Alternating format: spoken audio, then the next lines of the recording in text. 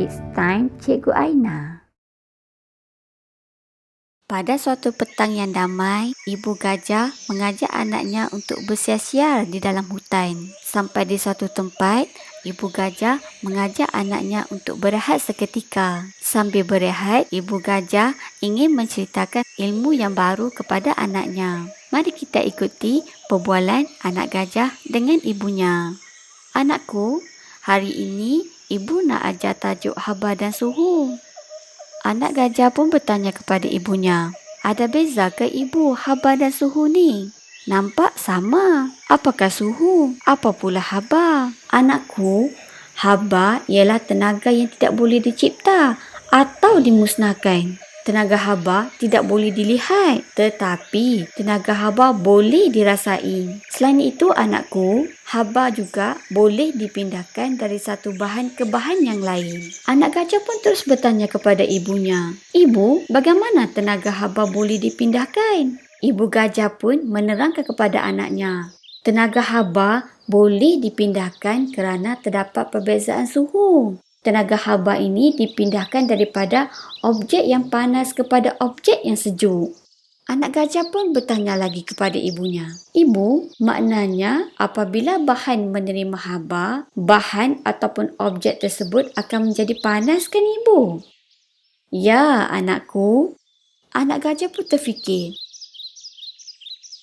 Kalau macam tu, bila kehilangan haba, bahan ataupun objek akan menjadi sejuk. Anak gajah pun berasa ingin lebih tahu berkaitan dengan haba. Ibu gajah dapat melihat reaksi anaknya ingin mengetahui lebih lanjut. Ibu gajah pun berkata, anakku, ada banyak contoh apabila bahan menerima haba akan menjadi panas. Contohnya ibu, contohnya? Contohnya, sebikar air akan menjadi panas selepas dipanaskan selama 2 minit. Selain itu, sudu besi akan menjadi panas bila dimasukkan ke dalam air panas. Ibu, bagaimana pula contoh bahan apabila kehilangan haba dan menjadi sejuk? Ibu gajah pun menerangkan dengan lebih lanjut. Begini anakku, ibu gajah memberikan contoh yang mudah. Sepinggan nasi panas menjadi sejuk apabila dibiarkan seketika. Air dalam cerik akan menjadi sejuk apabila dibiarkan seketika. Anak gajah terpinga-pinga dan terus bertanya kepada ibunya, Ibu, ke mana tenaga haba pergi? Kenapa nasi menjadi sejuk dan air dalam cerik menjadi sejuk? Anakku, ini kerana tenaga haba dibebaskan ke persekitaran kita. Kemudian, ibu gajah pun menerangkan pula, suhu ialah darjah kepanasan atau darjah kesejukan suatu bahan. Semakin tinggi suhu bahan, semakin panas bahan tersebut. Semakin rendah suhu bahan, semakin sejuk bahan tersebut. Anak gajah pun bertanya, Ibu, bagaimana nak ukur suhu bahan? Ibu gajah pun berkata, suhu diukur dengan menggunakan termometer. Ada 2 jenis termometer, iaitu termometer bilik, termometer makmal. Termometer ni mempunyai berbuli. Berbuli ni sangat sensitif kepada perubahan haba.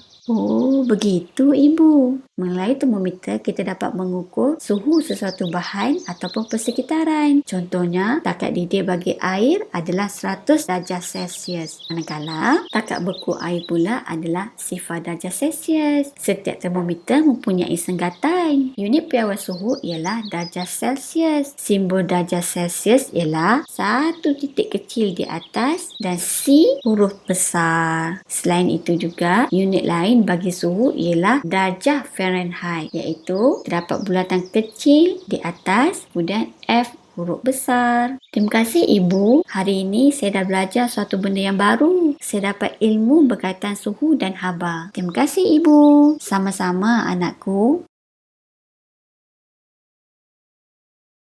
Tekan like dan subscribe.